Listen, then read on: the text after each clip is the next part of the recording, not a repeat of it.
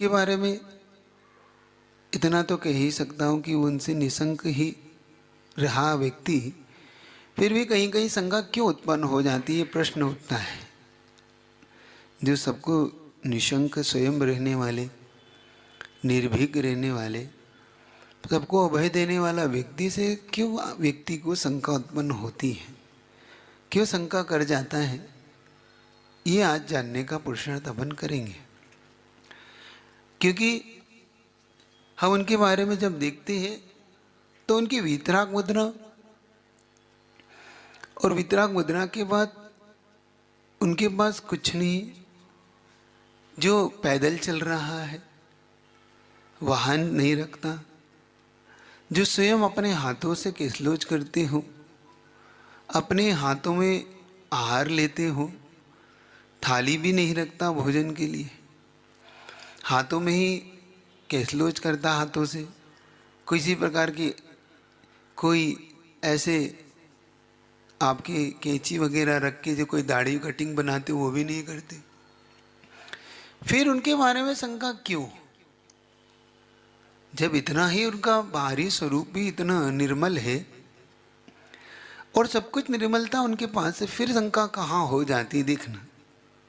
इसलिए कह रहा हूँ कि जब आप भी जानोगे तो हाँ, आपको भी लगेगा कि हाँ, वास्तव में क्यों संकित होता है, क्यों व्यक्ति के मन में भ्रम बैठता है, क्यों अलग प्रकार का विचार आ जाता है। क्योंकि जब हम और भी उनके बारे में चिंतन करें तो इन्हें भोजन का भी लोभ नहीं हो, एक ही समय भोजन करते। भोजन में भी क्या लेते, तो भोजन में भी कुछ नहीं लेते जिसके कण कुछ रखते हो। भोजन भी देखो उनका तो क्या है, वो हरी नहीं लेते, वो मीठा नहीं लेते, नमक नहीं लेते, ड्राई फ्रूट नहीं लेते, अंत में तो दूध भी छोड़ दिया जिन्होंने किसी प्रकार की मेवा मिष्ठान लेने का त्याग कर दिया हो। तो फिर क्यों, है ना। जब उनका आप भोजन देखो, अब उनके पास जब कमरे में जाओ तो एक तख्त जिस पे वो बैठते, एक बाजोटा जिस पे दो पुस्तकें, एक पुस्तक प्रतिगमन इत्यादि की, भक्ति इत्यादि की, एक आदि कोई पुस्तक जो स्वाध्याय की, और एक नोक वाली पेंसिल मिलती ज़्यादा से ज़्यादा।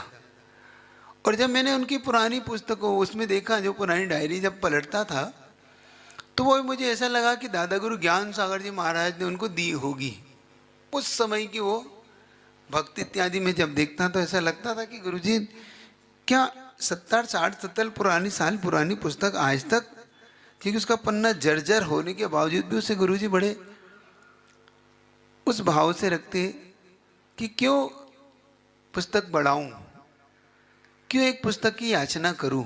मुझे तो ऐसा लगता, देने वालों की तो कोई कमी नहीं थी, देने वाले तो उन्हें बहुत कुछ देने का भाव रखते थे। एक बार एक व्यक्ति आए, गुरुजी से कहने लगे, गुरुजी मैं ये पेन देना चाहता हूँ। गुरुजी कि हम क्या करेंगे, हमारे पास है, जो जितना चाहिए उतना एक हमारे पास है। नहीं, ये थोड़ा सा अलग है। क्या मतलब, ये सोने का है महाराज जी, क्योंकि वो सोने का बनवा के लाए थे, पूरा पूरा कवर उसका सोने से मड़ा हुआ था। तो गुरु जी का, देखो भाई ये तो बिल्कुल मत रखो। क्यों, क्योंकि वैसे ही मैं बिना रखे ही आफत में रहता हूं, तो रखने के बाद तो और एक और आफत हो जाएगी। मतलब पहले मैं अपनी इस काया की सुरक्षा नहीं कर पा रहा, तुम्हारी सोने की इसकी सुरक्षा कौन करेगा। क्यों, एक कहने लगे हम सोने की चेन लगवा सकते हैं कमंडल में आपके, उनके कमंडल चोरी करवाओगे। क्यों, कमंडल में आप सोने की चेन तो आप तो लगा के चले जाओगे, सुरक्षा का भार किसका होगा, उसके साथ दिन भर कौन रहेगा। क्योंकि गुरुजी का नेचर है, कमंडल है, रख दिया, भूल गए, अपने जब आवश्यकता उठाया उपयोग लिया, फिर रख दिया। जिनको पीछे और कमंडल में परिग्रह के समान भार लगता हो, वो क्या किसी का लेगा और क्या किसी का देगा। जब ऐसा सोचने में आता है तो ले तो कुछ नहीं, दे तो बहुत कुछ थे। वो लेते तो कुछ नहीं थे, देते तो बहुत कुछ थे, और लेने वाले उनसे ले लिया करते थे। एक बार की घटना है, क्यों कह रहा हूं कि उनके बारे में संकित हो जाता था व्यक्ति। एक व्यक्ति आए 2005 में गुरुजी के पास बिना बहाने में। वो बहुत देर तक वो गुरुजी से बाहरी चर्चा करते रहे। चर्चा के दौरान उन्होंने एक ऐसा प्रश्न गुरुजी के सामने रख दिया, थोड़ी देर के लिए गुरुजी भी थोड़ा सा विचार में आ गए कि क्या करें। क्योंकि वो जैनेतर थे, जैन नहीं थे। तो उन्होंने कहा, गुरुजी एक बात पूछ सकता हूँ आपसे? तो कि हाँ पूछो गुरुजी। चर्चा चली रही थी। उनके हाँ गुरुजी सही सही बताओ, आपका बैंक बैलेंस कितना है? क्या पूछता है वो? आपका बैंक बैलेंस कितना है? तो गुरुजी थोड़ी देर के लिए तो हंस गए। तो गुरुजी के नहीं, हमारा बैंक बैलेंस तो ये पीछी और कमंडल है। हमारे बैलेंस में तो ये एक पीछी और एक कमंडल, ये भी सामायिक में छूट जाती है हमसे। मतलब सामायिक के समय इसका भी हमें कोई वो नहीं होता। नहीं आप नहीं बता, वो फिर पीछे बढ़ के कहते आप नहीं बताना चाह रहे हैं तो एक अलग बात है, बाकी ऐसा हो नहीं सकता क्या का बैंक बैलेंस ना हो। तब उनको गुरुजी ने बड़ी शंका भरी दृष्टि से एक बार देखा कि भाई क्यों ऐसा पूछ रहे। तो बोलो उनको क्यों ऐसा लगा भ्रम। मैंने कहा ना, जो निशंकित करने वाले थे उनसे भी लोगों को शंका हो जाती है। ऐसा नहीं कि जो निशंकित रहते वो निशंकित ही कर दे सबको, नहीं, उनमें भी लोगों को शंका होती है, उनमें भी इनको देखती। जबकि उनकी मुद्रा निशंकित है, परिग्रह से रहित है, सब कुछ है, लेकिन फिर भी क्यों? जब उन्होंने कहा कि आचार्य श्री इसलिए कह रहा हूं कि मैं जहां से गुजरता हूं जब आपके साथ, तो वहां लिखा रहता है ट्रकों पर ज्ञान के सागर, विद्यासागर लिखा रहता है। तो मैं तो ये समझ रही है सब ट्रक आपके हैं। पीछे लिखा विद्यासागराय नमः, जितनी छोटी गाड़ियां जेनियों की, तो मैं तो समझ रहा आपकी ही है ये सब। मैं लिखा विद्यासागर दाल मिल, कहीं भी जाओ विद्यासागर श्री विद्याश्री, ये दुकान वो दुकान, कपड़े की दुकान, तो मैं तो हम तो ये समझ रहे आपकी ही है सब। तो ये सब आपके भक्त लोग चला रहे, इसलिए पूछ रहा हूं कि बैंक बैलेंस इसलिए आपके होना चाहिए। तो गुरुजी ने कहा भैया ना मेरा बैंक है ना मेरा कोई बैलेंस है, ले दे के ये पीछी कमंडली ही है। मैं जब इसे भी छोड़ देता हूँ और जब मैंने शिष्य को भी अपना परिग्रह मान के छोड़ रखा है, तो फिर तो मेरा धन से क्या लेना और क्या देना हो सकता है।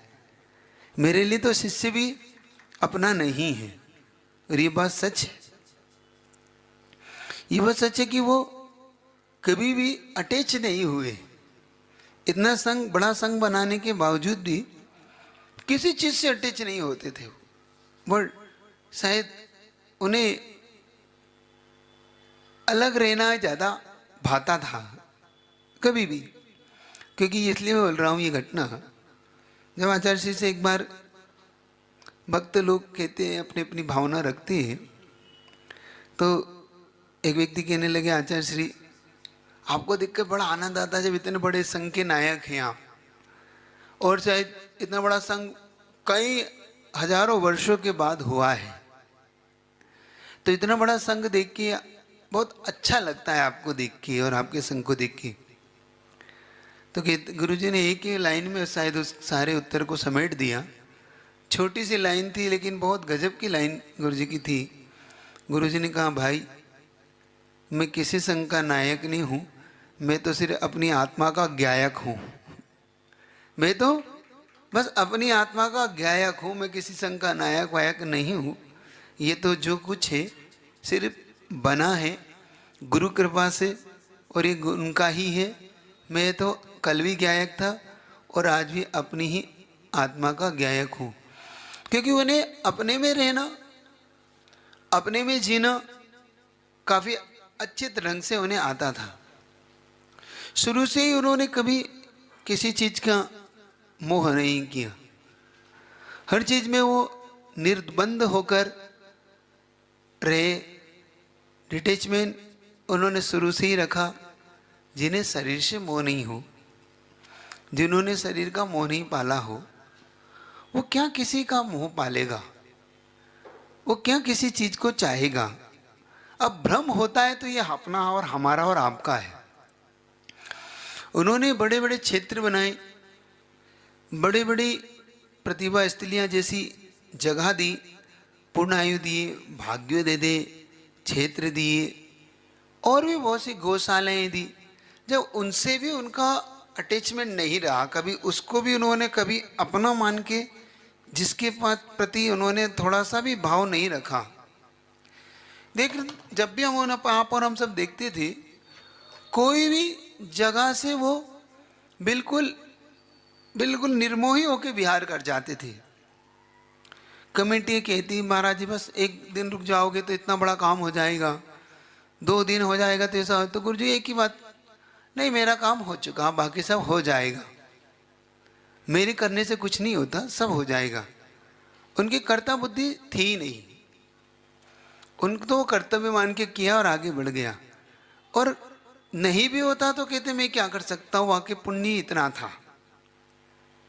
वो एक बात कह के लाइन को, क्या वहां का क्षेत्र का पुण्य इतना था, मैं क्या कर सकता हूँ, हो गया तो वहां के व्यक्तियों का पुण्य था, सो हो गया। गुरु कृपा से, प्रभु कृपा से बन गया, नहीं हुआ तो उनका अपना पुण्य ही इतना था। क्यों? तो ये चीज उनकी हम सबको आकर्षित भी करती है, और इसीलिए उनसे शायद इतना अटैच भी होते थे।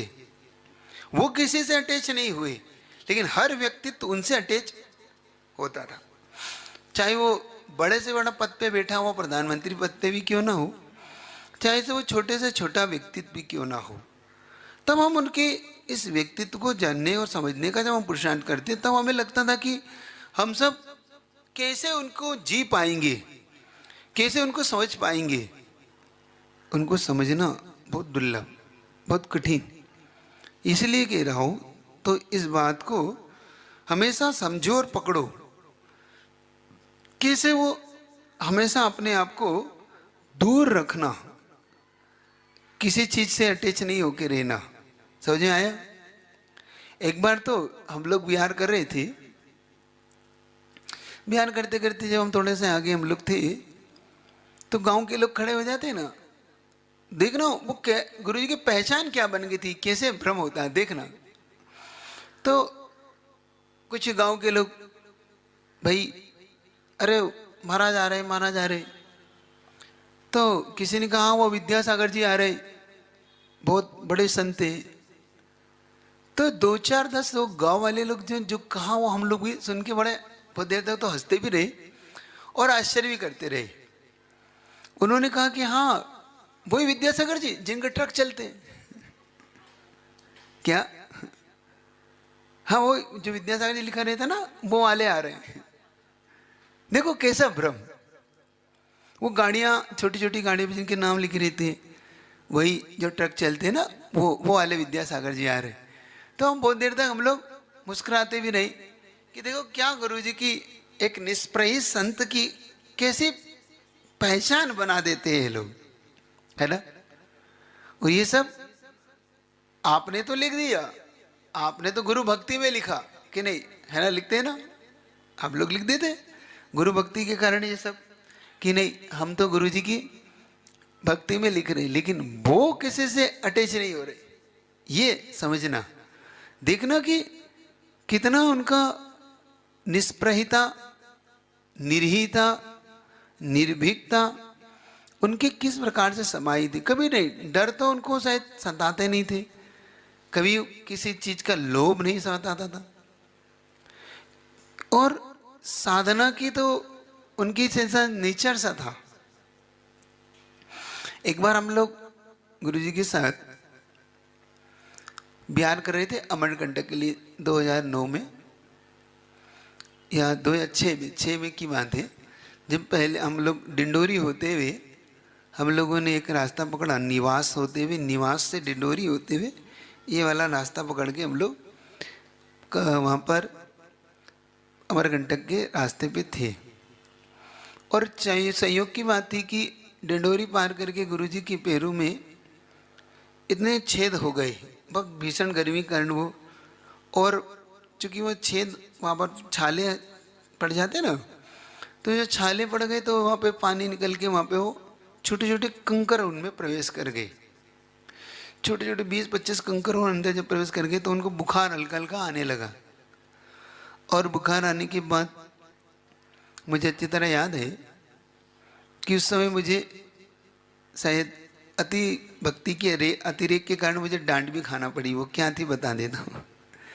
पेपर दिखा वहाँ पे मुझे, न्यूज़पेपर, तो मैंने सोचा कि इसको पैरों पर डाल दो तो हम तो थोड़ी सी गर्माहट आएगी। और जब मैंने जैसे इनको डाला, वैसे मुझे लग रहा था कि उनकी नींद लगी हुई है, हल्की सी झपकी लगी होगी, लेकिन जैसे ही डाला उन्होंने झटके देखे उसे पेपर को, और मुझे जब उन्हें बड़ी बड़ी आंखों से घूरा, देखा कि तुम्हें समझ में नहीं आ रहा क्या कर रहे हो। मतलब उनका सीधा सीधा संकेत था कि समझ में नहीं आ रहा क्या कर रहे हो। तो उसमें 2 संकेत हो सकते हैं, बाद में मुझे समझ में आया कि उस समय तो मैं, क्योंकि जब वो आंखें उनकी बड़ी बड़ी जब वो करके देखते थे तो उस समय तो होशो आवास आपके वैसे ही आधे वहाँ से समझ में नहीं आता क्या करें। ऐसा लगता है कि भाई यहाँ से चलना ही ठीक है लेकिन उनकी वात्सल्य हुई मुद्रा मुस्कान बाद में आ जाती थी चेहरे पे।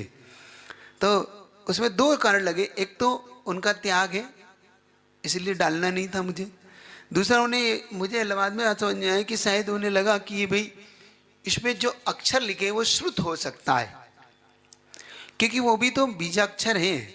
तो पहली बात तो गलत चीज डाल रहे हो, पेपर नहीं डालो, पेपर में जो कुछ लिखा है वो श्रुत होता है कि नहीं, उस पर लिखा हुआ, भले ही आप उसे श्रुत नहीं मानते लेकिन होता तो अ ई है, अक्षर तो आपकी स्वर और मात्रा ही है, तो व्यंजन है, स्वर है, मात्राएं हैं। तो गुरुजी का मान्यता कि नहीं ऐसा नहीं करना चाहिए। मेरी पूछने की हिम्मत तो नहीं हुई, लेकिन बस जो संकेतों से समझ पाया वो बता रहा हूँ। तो गुरुजी की ये जब दृष्टिकोण हम देखते हैं, गुरुजी का ये दृष्टिकोण बहुत गहराई का होता था, बहुत गहराई से समझ में आता है, लेकिन वो सिखा सब कुछ देते थे। उन्होंने एक ही बार में सारी चीज सिखा दी मुझे कि नहीं। और जब गुरुजी थोड़े से स्वस्थ हुए तो हम लोग, उस समय गुरुजी कमंडल नहीं देने का उनका नियम जैसा उन्होंने बना लिया था, तो हम लोग क्या करें, हमने कहा गुरुजी कमंडल नहीं दे रहे, चलने में थोड़ा सा पैर रख नहीं पा रहे, तो थोड़ा रुक रुक के चल रहे, बुखार है, कमंडल नहीं दे रहे, तो हम क्या करें, हम लोगों ने एक जगह गुरुजी को बिठाया, निवेदन किया कि थोड़ा सा बैठ लीजिए, तो थोड़ा थकान थी तो बैठ गए। और गुरुजी बात कर रहे थे, हमने पीछे से कमंडल हम लोगों ने उठा लिया। हमने कहा ऐसे तो देंगे नहीं, तो हमने एक महाराज से कहा, मल्ली सागर जी महाराज वगैरह हम लोग थे, तो उन्होंने एक व्यक्ति को कहा कि तुम कमंडल लेके आगे निकल जाओ तो एक महाराज ने कमंडल लिया और आगे निकल गए। जब महाराज आगे निकल गए, अब 5 मिनट बाद गुरुजी ने उठने का मौका आया, तो गुरुजी ने कहा देखा तो कमंडल नहीं है। तो गुरुजी ने संकेत पूछा कहाँ गया, कमंडल कहाँ है, तो कहा गुरुजी शायद कोई ले गया, आगे ले गया। तो गुरुजी ने कोई बात नहीं, मैं यहीं बैठा हूँ, मैं यहीं बैठा हूँ, जब वो आएगा तो मैं भी चला जाऊंगा। तब हम लोगों को लगा कि भाई इन्हें हिलाना कठिन है, ठान लिया है उन्होंने तो नहीं देंगे। बहुत पुरुषार्थ किया कि आज ऐसे हम लोग किसी को नहीं देंगे, तो वो एक ही बात कहते थे, पहले अपना ले लो फिर मेरा बाद में लेना। पहले अपना तो लेके चलते नहीं हो, मेरा कमंडल लेने की बात करते हो। हम कहते नहीं नहीं, हम तो आपका कौन पकड़ेगा, पहले आप अपना पकड़ो, और आपका पकड़ोगे तो मेरा कैसे पकड़ोगे दोनों बात। तो वो तो सीधा है कि भाई ये भी उनका और वो भी उनका, चिट भी उनकी और पट भी उनकी और सिक्का भी उनका सब कुछ उनका होता था और था भी उनका ही। तो जब हम देखते कि गुरुजी इस प्रकार की चर्या, और उन्होंने वास्तव में जब तक हम लोग वापस उनको नहीं बुला लाए, वो कमंडल पुनः लौट के नहीं आ गया, तब तक गुरुजी वहाँ से नहीं उठे। फिर उठने के बाद बड़े हंस के कहते, तुम भी अगर शिष्य हो तो मैं भी गुरु तो हूँ ही तुम्हारा। तुम भी अगर शिष्य हो तो मैं भी तो तुम्हारा गुरु हूँ। कैसे तुम लोग ऐसे कर पाओगे मुझसे? और फिर स्वयं लेके पूरा विहार करते हुए चले। तब मन लगा कि भाई गुरुदेव की चर्या, गुरुदेव की वह निर्भीक वृत्ति, निर्भीक वृत्ति और निशंक होना अपने आप में कई चीज़ों को हमारे सामने रखता है। तो कैसे संकित हो जाता है, कैसे लोगों को लग जाता है कि उनका भी कोई बैंक बैलेंस होगा, उनकी भी कुछ गाड़ियाँ होंगी, उनकी भी मिलें होंगी, उनके पास भी कुछ होगा। लेकिन जब उन्हें देखो तो उनका तो पहले से ही कुछ ना था, ना हाँ होमी परोसिम ना परो में नंच की किंची। उनका तो एक ही सूत्र है, ना मैं किसी का हूँ ना पर मेरा किंचित मात्र भी हो सकता है। तो ऐसे महान गुरु की भक्ति को करना सीखिए।